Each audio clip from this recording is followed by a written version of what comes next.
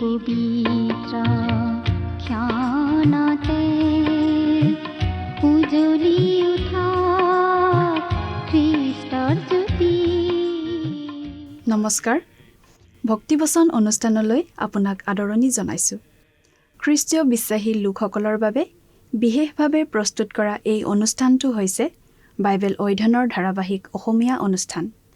মাজে মাজে পুৰণি নিয়ম আৰু মাজে মাজে নতুন নিয়মৰ পৰা একোখন পুস্তক লৈ বাইবেলৰ গোটেই ৬৬খন পুস্তকৰে ইয়াত অধ্যয়ন আগবঢ়োৱা হ'ব। গোটেইখন বাইবেল পঢ়ি শেষ কৰা খ্ৰীষ্টীয় বিশ্বাসী লোক আমি খুব কমেই লগ পাওঁ। এই অনুষ্ঠানটো নিয়মিতভাৱে শুনি থাকিলে আমাৰ শ্ৰোতাদৰ্শকসকলে গোটেইখন বাইবেল চোৱাৰ আৰু বুজি পোৱাৰ এটা সুযোগ পাব। প্ৰতিজন খ্ৰীষ্টীয় বিশ্বাসীৰ বাবে এই অনুষ্ঠানটো লাভজনক হ'ব বুলি আমি আশা ৰাখিছোঁ।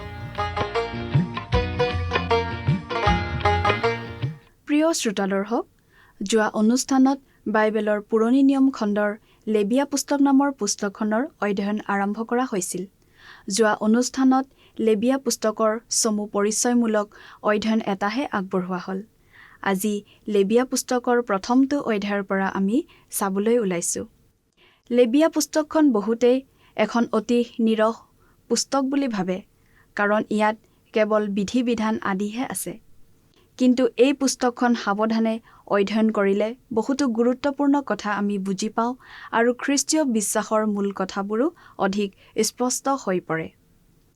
বাইবেলৰ পুৰণি নিয়ম খণ্ডৰ প্ৰথম 5খন পুস্তক মুচিয়ে লিখিছিল বুলি বিশ্বাস কৰা হয় আৰু সেইকেইখনক একেলগে পেণ্টাটুক বুলি কোৱা হয়। লেবিয়া পুস্তকখন ইয়াৰে তৃতীয়খন পুস্তক। লেবিয়া পুস্তকৰ প্ৰথমটো অধ্যায়ত আছে হোম বলিৰ কথা, হোম বলিৰ বিভিন্ন নীতি নিয়ম, হোম বলি আগবঢ়োৱাৰ কাৰণ আৰু হোম বলিৰ বিশেষ বিধানৰ কথা। এই হোম বলিয়েই হৈছে মানুহে আগবঢ়োৱা প্ৰাচীনতম বলি। হেবল, নোহ আৰু অব্ৰাহামে ঈশ্বৰলৈ আগবঢ়োৱা বলি আছিল এই হোম বলি। ইজৰাইল জাতিক 5টা বেলেগ বেলেগ প্ৰকাৰৰ বলি বা নৈবেদ্যৰ বিধান দিয়া হৈছিল আৰু সেইকেইটাৰ ভিতৰত এই হোম বলিকেই সকলোতকৈ গুৰুত্ব দি প্ৰথমে কোৱা হৈছে।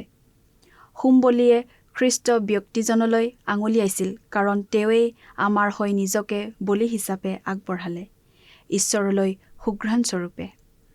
আহকচোন এই কথাবোৰ বিতংভাৱে চাবলৈ আমি মূল আলোচনাটোলৈ আগবাঢ়ি যাওঁ।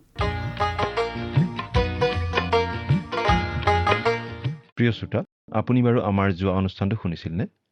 যোৱা অনুষ্ঠানত আমি বাইবেলৰ পুৰণি নিয়ম খণ্ডৰ লেবিয়া পুস্তক নামৰ পুস্তকখনৰ অধ্যয়ন আৰম্ভ কৰিছিলোঁ আৰু পুস্তকখনৰ এটা চমু পৰিচয় আগবঢ়াই আলোচনা কৰিছিলোঁ। আজিৰ অনুষ্ঠানত আমি এই লেবিয়া পুস্তকৰ প্ৰথম অধ্যায়ৰ পৰা আমাৰ আলোচনা আৰম্ভ কৰিব খুজিছোঁ। এই লেবিয়া পুস্তকৰ প্ৰথম অধ্যায়ৰ মূল বিষয় হৈছে হোম বলি। এই হোম বলি হৈছে মানুহে আগবঢ়োৱা প্ৰাচীনতম বলি। হেবল, নোহ আৰু অব্ৰাহামে এই হোম বলিয়েই আগবঢ়াইছিল ঈশ্বৰৰ উদ্দেশ্যে।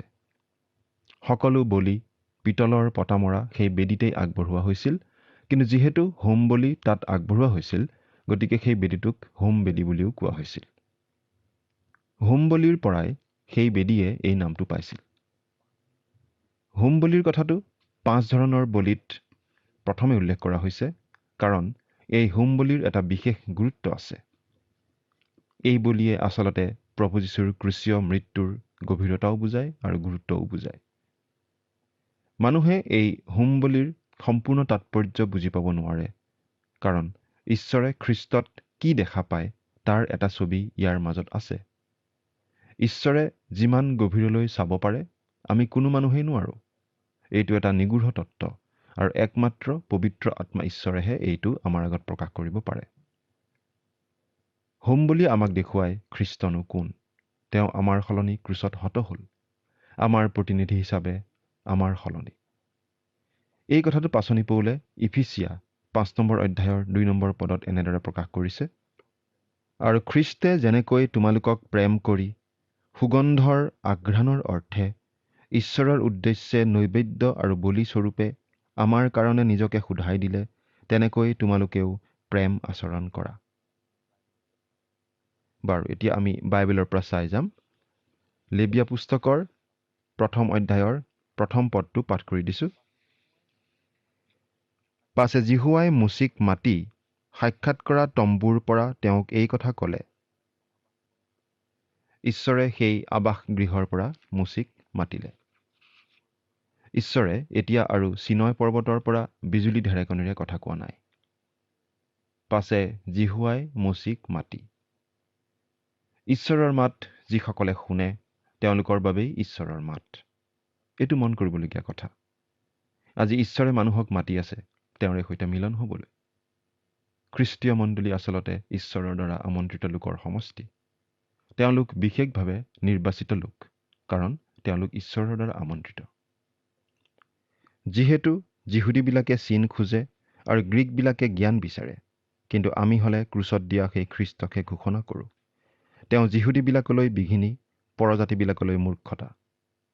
কিন্তু যিহুদী বা গ্ৰীক হওক, আমন্ত্ৰিতবিলাকলৈ ঈশ্বৰৰ শক্তি আৰু ঈশ্বৰৰ জ্ঞানস্বৰূপ। 1 কৰিন্থিয়া 1 অধ্যায়ৰ 22 পৰা 24 পদ। আমন্ত্ৰিত লোক মানে কেৱল ঈশ্বৰৰ মাত শুনা লোক নহয়, কিন্তু ঈশ্বৰৰ মাত শুনি সঁহাৰি দিয়া লোক। প্ৰিয় শ্ৰোতা, আজি আপোনাক আমি এই প্ৰশ্নটো কৰিব খুজিছোঁ। আপুনি বাৰু প্ৰভু যীশুৰ মাত শুনিছেনে? তেওঁৰ আহ্বান শুনিছেনে? আৰু তেওঁৰ আহ্বানৰ প্ৰতি সঁহাৰি দিছেনে? এতিয়া আকৌ লেবীয়া পুস্তকৰ 1 অধ্যায়ৰ 2 নম্বৰ পদটো চাওঁ। তুমি ইছৰাইলৰ সন্তানবিলাকক এই কথা কোৱা, তোমালোকৰ মাজৰ কোনোৱে যদি জিহুৱাৰ উদ্দেশ্যে উপহাৰ উৎসৰ্গ কৰে, তেন্তে সেয়ে গৰু আৰু মেৰ বা ছাগৰ জাকৰ পৰা অনা পশু হ'ব লাগিব। কোনোৱে যদি মানে যিকোনো লোকে। 3 নম্বৰ পদ। যদি তাৰ উপহাৰ গৰুৰ জাকৰ পৰা অনা হোম বলি হয়, তেন্তে সি নিঘূণ মতা গৰু উৎসৰ্গ কৰিব। জিহুৱাৰ আগত সি গ্ৰাহ্য হ'বৰ নিমিত্তে সাক্ষাৎ কৰা তম্বুৰ দুৱাৰমুখত তাক উৎসৰ্গ কৰিব। মানুহজনে নিজ ইচ্ছাৰে সেই বলি আগবঢ়াব। আৰু প্ৰভু যীশুৱে কৈছিল, কাৰোবাৰ যদি পিয়াহ লাগে তেওঁ আহক। এইটো মানৱ জাতিৰ সকলোলৈকে মুকলি আমন্ত্ৰণ। কোনো বাদ পৰি নাযায়, যদিহে কোনোবাই নিজকে বাদ পেলাই নলয়। প্ৰভু যীশুৱে মাত্ৰ এটা চৰ্ত দিছে, যদি কাৰোবাৰ পিয়াহ লাগে।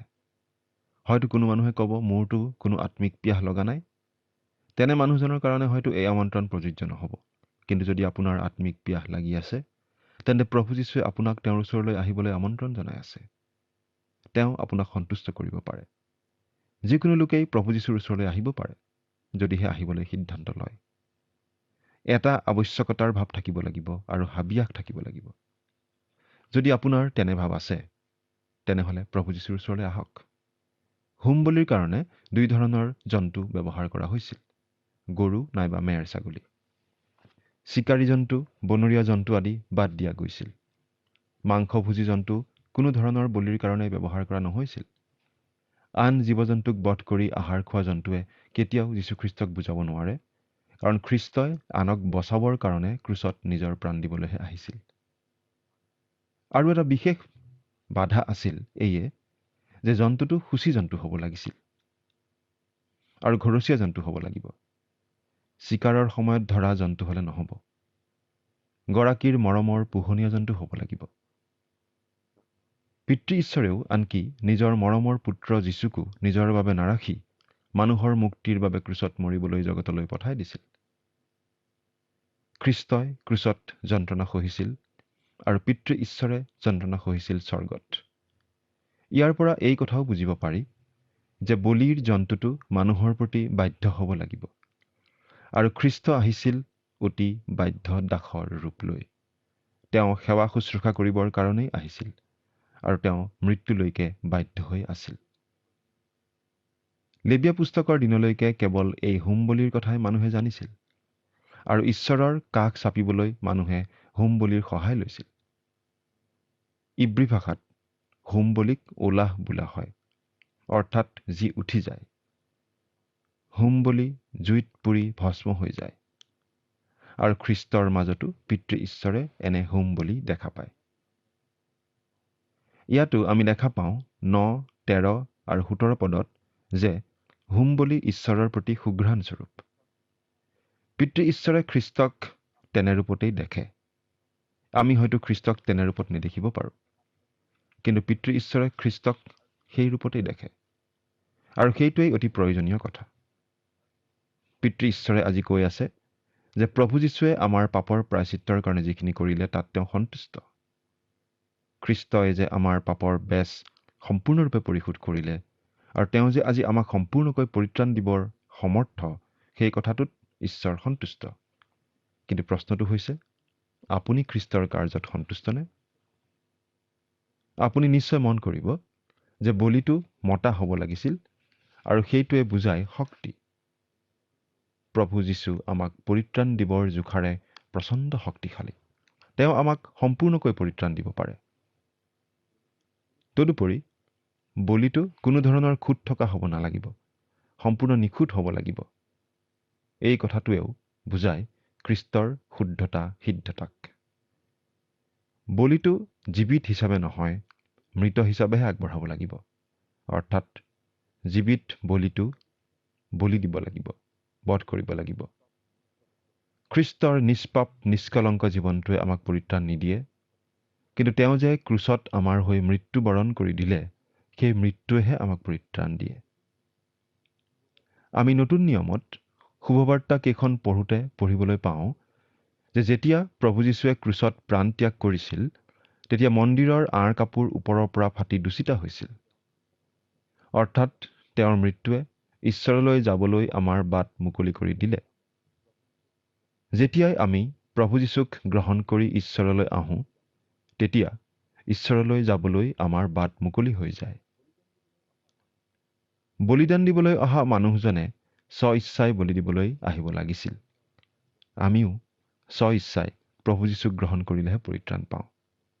প্ৰভু যীশুৱে কৈছিল, মোৰ যোগেৰে নগ'লে মোৰ পিতৃৰ ওচৰলৈ কোনো নাযায়। প্ৰভু যীশুৰ এই কথা আমি ভালেই পাওঁ বা বেয়াই পাওঁ, সেইটো আচল কথা নহয়। কিন্তু আচল কথা এইয়ে যে এইটো প্ৰভু যীশুৱে কোৱা কথা, সত্য কথা। গতিকে আমি পৰিত্ৰাণ লাভ কৰিবলৈ তেওঁত ভৰসা কৰিবই লাগিব। আমি যিমানেই চেষ্টা নকৰোঁ কিয়, নিজৰ ধাৰ্মিকতাৰে কেতিয়াও পৰিত্ৰাণ লাভ কৰিব নোৱাৰোঁ। সাক্ষাৎ কৰা তম্বুৰ দুৱাৰ মুখত। এইটো বাধ্যতামূলক। তেওঁলোকে য'তে ত'তে বলি দিব নোৱাৰিছিল। কেৱল ঈশ্বৰে বান্ধি দিয়া সেই ঠাইতহে বলি দিব পাৰিছিল। একেদৰে আমিও নিজৰ চেষ্টাৰে পৰিত্ৰাণ পাব নোৱাৰোঁ। নিজে উদ্ভাৱন কৰা পথেৰে ঈশ্বৰলৈ যাব নোৱাৰোঁ। ঈশ্বৰে যি পথ নিৰ্ধাৰণ কৰি দিছে, সেই পথেৰেহে ঈশ্বৰলৈ যাব লাগিব। আমি নিজৰ চৰ্তত নহয়, কিন্তু ঈশ্বৰে বান্ধি দিয়া চৰ্ততহে ঈশ্বৰলৈ যাব পাৰিম। আমাৰ নিজৰ ধাৰ্মিকতা চোৱা হোৱা লেতেৰা ফটাকানিৰ নিচিনা। ঈশ্বৰে আমাৰ ধাৰ্মিকতা গ্ৰহণ নকৰে। প্ৰভু যীশুক আমাৰ ত্ৰাণকৰ্তা বুলি গ্ৰহণ কৰিলে আমি লাভ কৰোঁ প্ৰভু যীশুৰ ধাৰ্মিকতা, আৰু একমাত্ৰ সেই ধাৰ্মিকতাহে ঈশ্বৰে গ্ৰহণ কৰে। এই ধাৰ্মিকতা আমি কৰ্ম কৰি আৰ্জিব নোৱাৰোঁ, আমি কিনিব নোৱাৰোঁ। প্ৰভু যীশুৰ ধাৰ্মিকতা অবিহনে আমি ঈশ্বৰৰ আগলৈ আহিব নোৱাৰোঁ। সেইবাবেই প্ৰভু যীশুৱে কৈছিল, মোৰ যোগেৰে নগ'লে কোনো মোৰ পিতৃৰ ওচৰলৈ নাযায়। এতিয়া 4 নম্বৰ পদটো পাঠ কৰি দিম। পাছে সি হোম বলিৰ মূৰত হাত দিব, তাতে সেই বলি তাৰ প্ৰায়চিত্তৰ অৰ্থে তাৰ পক্ষে গ্ৰাহ্য হ'ব। পাছে সি হোম বলিৰ মূৰত হাত দিব। আমি লেবিয়া পুস্তকৰ 24 নম্বৰ অধ্যায়ৰ 14 নম্বৰ পদত পাওঁ যে ঈশ্বৰ নিন্দা কৰা অপৰাধীজনক শিলদলিয়াই মৃত্যুদণ্ড দিয়াৰ আগতে সাক্ষীকেইজনে সেই অপৰাধীৰ মূৰত হাত দিব লাগিছিল। মুচিয়ে যীহুচুৱাক নিজৰ পিছৰজন নেতা বুলি চিনাকি দি যীহুচুৱাৰ মূৰত হাত দিছিল। আৰু মূৰত হাত দিয়া মানে আচলতে স্থান সলনি কৰাৰ নিচিনা ভাৱ এটা প্ৰকাশ পায়। অৰ্থাৎ হোম বলি দিবলৈ অহা মানুহজনে বলিৰ মূৰত হাত দিয়া মানে মানুহজনৰ পাপ সেই বলিৰ ওপৰলৈ স্থানান্তৰিত কৰা হয়। অৰ্থাৎ সেই বলিটোৱে বলি দিবলৈ অহা মানুহজনৰ স্থান লয় আৰু মানুহজনৰ হৈ পাপৰ শাস্তিস্বৰূপে মৃত্যু ভোগ কৰে। অৰ্থাৎ যিহেতু বলিটোক মাৰি পেলোৱা হয়, গতিকে মানুহজনে বলিৰ মূৰত হাত দিয়া মানে এই বুলি স্বীকাৰ কৰাৰ নিচিনা হয় যে তেওঁৰ পাপৰ আচল শাস্তি মৃত্যু, কিন্তু তেওঁৰ হৈ সেই মৃত্যু বলিটোৱে গ্ৰহণ কৰিছে। আমি যেতিয়া প্ৰভু যীশুক গ্ৰহণ কৰোঁ, আমি আচলতে নিজকে পাপী বুলি আৰু নিজকে উদ্ধাৰ কৰিবলৈ অসমৰ্থ বুলি স্বীকাৰ কৰোঁ। সেই বলিটোৱে যেনেকৈ বলি দিওঁতাজনৰ পৰিৱৰ্তে মৃত্যুবৰণ কৰে, তেনেকৈ খ্ৰীষ্টইও আমাৰ হৈ মৃত্যুবৰণ কৰিলে। আজি কোনো মিছনাৰীক মণ্ডলীৰ নেতাসকলে মূৰত হাত দি পঠিয়াই দিয়া মানেও আচলতে এই কথা বুজোৱা হয় যে সেই মিছনাৰীজন সেই মণ্ডলীৰ প্ৰতিনিধি। খ্ৰীষ্টই ক্ৰুচৰ ওপৰত আমাৰ স্থান ল'লে। বাইবেলৰ পৰা এটা পদ পাঠ কৰি দিব খুজিছোঁ। সেই যীশু আমাৰ অপৰাধৰ কাৰণে সমৰ্পিত হ'ল আৰু আমাৰ ধাৰ্মিকতাৰ অৰ্থে তেওঁক তোলা হ'ল। ৰোমিয়া 4 নম্বৰ অধ্যায়ৰ 25 নম্বৰ পদ। তাতে সেই বলি তাৰ প্ৰায়শ্চিত্তৰ অৰ্থে তাৰ পক্ষে গ্ৰাহ্য হ'ব। প্ৰভু যীশুকো আমাৰ পৰিত্ৰাতা বুলি গ্ৰহণ কৰিলে আমি আমাৰ সকলো পাপৰ প্ৰায়শ্চিত্ত লাভ কৰোঁ। কিন্তু সেই সময়ত সেই প্ৰায়শ্চিত্ত মানে আছিল পাপ ঢাকি দিয়াহে। এতিয়াহে কেৱল খ্ৰীষ্টৰ তেজেহে সকলো পাপ দূৰ কৰিব পাৰে। সেই বলি দিয়া কামটো ৰাজহুৱাভাৱে সকলোৱে দেখাকৈ কৰিব লাগিছিল, লুকাই চুৰকৈ নহয়। প্ৰভু যীশুকো আমি যদি পৰিত্ৰাতা বুলি গ্ৰহণ কৰিব লাগে, আমি অৱশ্যে প্ৰকাশ্যে গ্ৰহণ কৰিব লাগিব। আনৰ আগত নিজকে খ্ৰীষ্টীয় বিশ্বাসী বুলি চিনাকি দিব লাগিব। আৰু সেইবাবেই খ্ৰীষ্টক বিশ্বাস কৰাৰ পাছত মানুহে বাপ্তিস্ম লয় আৰু খ্ৰীষ্টক গ্ৰহণ কৰা কথাটো সমাজৰ আগত ঘোষণা কৰে। 5 নম্বৰ পদ। আৰু জিহুৱাৰ সন্মুখত সেই দমৰা গৰুটো কটা হ'ব। তেতিয়া হাৰুনৰ পুত্ৰ পুৰোহিতবিলাকে তাৰ তেজ আনি সাক্ষাৎ কৰা তম্বুৰ দুৱাৰৰ সন্মুখত থকা যজ্ঞবেদীত চাৰিওফালে সেই তেজ ছটিয়াই দিব। ইয়াত পাপীজনৰ পৰিৱৰ্তে নিৰপৰাধী জন্তুটো মৰা আমি দেখিছোঁ, কাৰণ পাপৰ বেজ মৃত্যু। খ্ৰীষ্টও নিজে নিৰপৰাধী, কিন্তু আমাক উদ্ধাৰ কৰিবৰ কাৰণে আমাৰ হৈ ক্ৰুচত মৰি দিলে।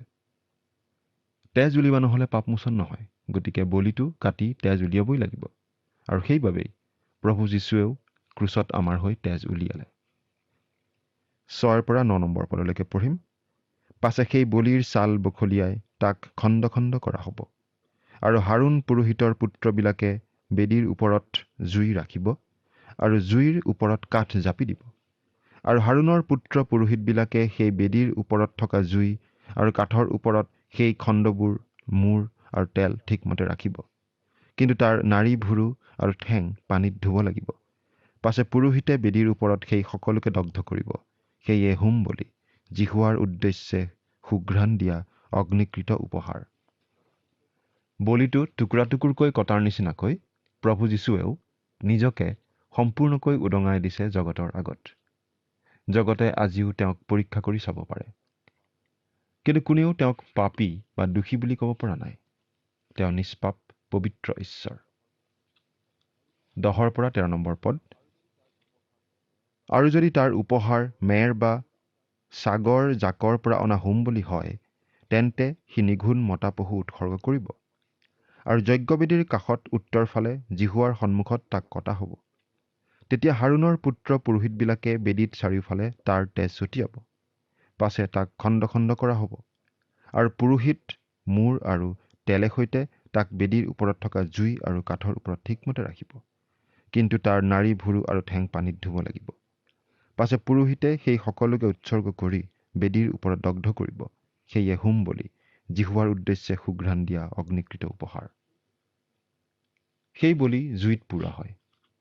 ইয়াৰ দ্বাৰা প্ৰভু যীশুখ্ৰীষ্ট যে পিতৃ ঈশ্বৰৰ প্ৰতি সম্পূৰ্ণ বাধ্য আছিল মৃত্যু পৰ্যন্ত, সেই ভাৱটো প্ৰকাশ পায়।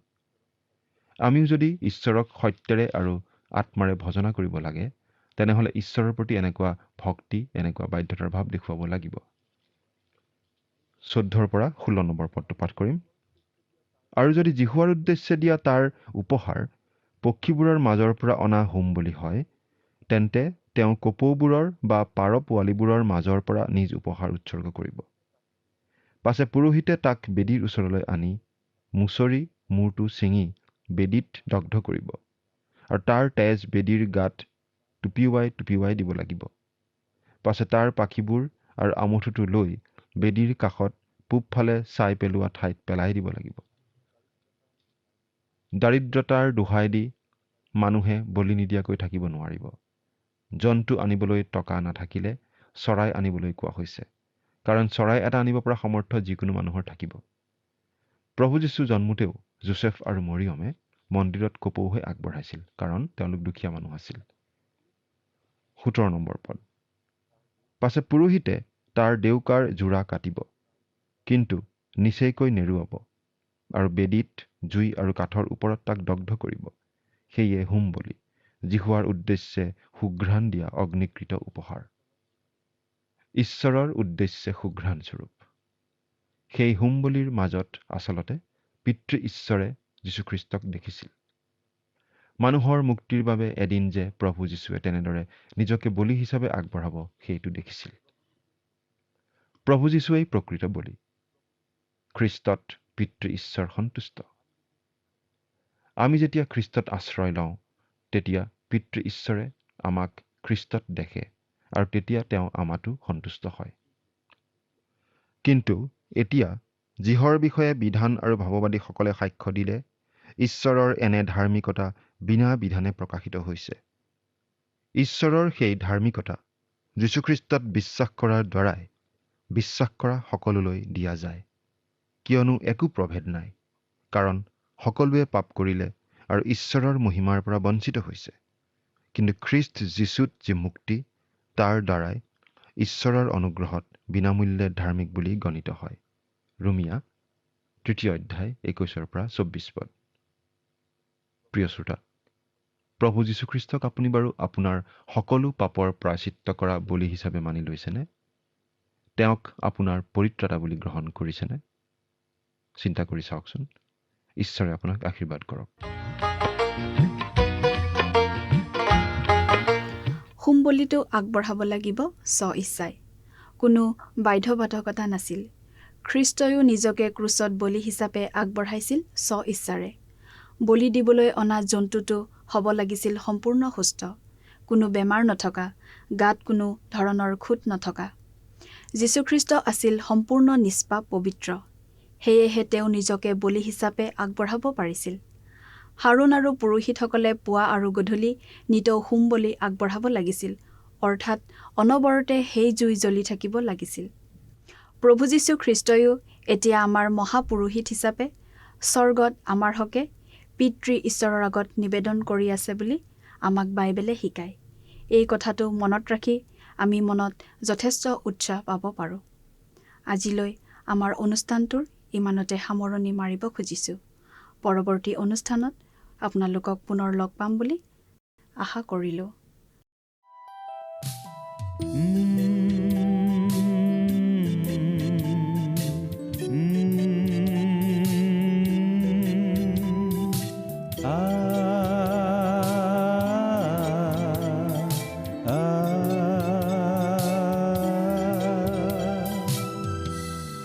অকলে আহিছো মই, অকলে যাম গৈ, অকলে আহিছো মই, অকলে যাম গৈ।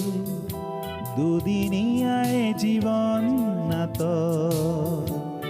সামৰি থৈ অবিনয়, দুদিনীয়াই জীৱন নাট সামৰি থৈ অবিনয়। অকলে আহিছো মই, অকলে যাম গৈ, অকলে আহিছো মই, অকলে যাম গৈ। দুদিনীয়াই জীৱন নাট সামৰি থৈ অভিনয়, দুদিনীয়াই জীৱন নাট সামৰি থৈ অভিনয়।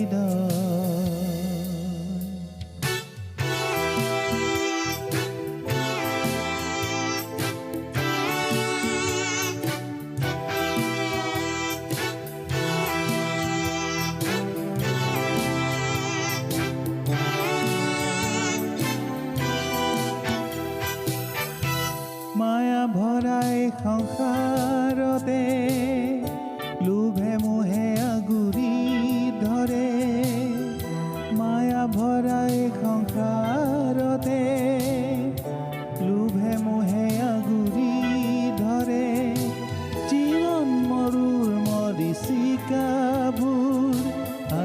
আছে কাইলৈ নাই অকলে আহিছো মই অকলে যামগৈ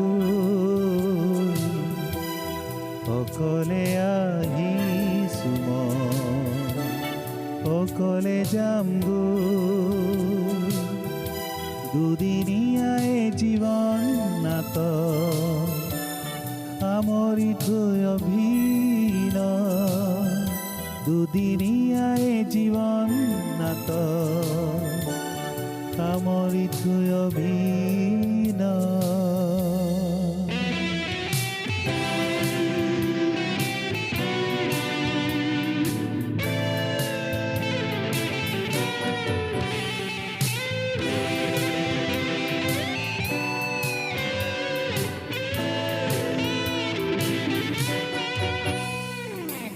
জীৱন নাটৰ অন্ত পৰিলে মাটিৰ দেহাতি মাটিতে মিলিলে জীৱন নাটৰ অন্ত পৰিলে মাটিৰ দেহাতি মাটিতে মিলিলে ধনৰ টোপোলা বিলাসী বঙলা ধনৰ টোপোলা বিলাসী বঙলা যাম সকলোকে এৰি থৈ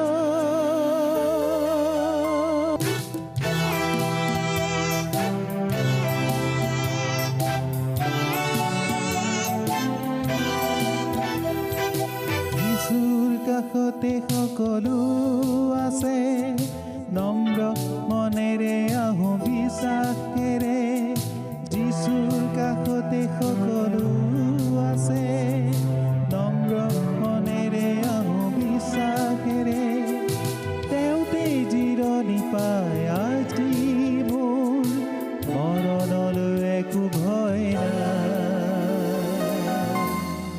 অকলে প্ৰিয় শ্ৰোতা দৰ্শক আশা কৰোঁ ভক্তিবচন অনুষ্ঠানটি উপভোগ কৰি আপোনাৰ নিশ্চয় ভাল লাগিছে এই বিষয়ে আপোনাৰ মতামত জানিবলৈ পালে আমি নথৈ আনন্দিত হ'ম আপোনাৰ যদি আমাৰ এই অনুষ্ঠানটি উপভোগ কৰি ভাল লাগিছে তেন্তে অনুগ্ৰহ কৰি আমালৈ এই নম্বৰটোত এটা মিছ কল দিয়কচোন আপোনাৰ এটা মিছ কল আমাৰ বাবে অতি মূল্যৱান আমি অতি আনন্দৰে জনাওঁ যে প্ৰতিটো মিছ কল দিয়া সকলৰ মাজৰ পৰা সপ্তাহৰ শেষত এজন বিশেষ দৰ্শক বাছি লোৱা হ'ব আৰু সেই দৰ্শক বন্ধুজনক পুৰস্কৃতও কৰা হ'ব আৰু সপ্তাহৰ শেষত তেওঁৰ ফটো আৰু নাম আমাৰ অনুষ্ঠানত প্ৰকাশ কৰা হ'ব মিছ কল দিয়া নম্বৰটো হৈছে 0444908125 আপোনাৰ যদি কিবা প্ৰাৰ্থনাৰ বিষয় থাকে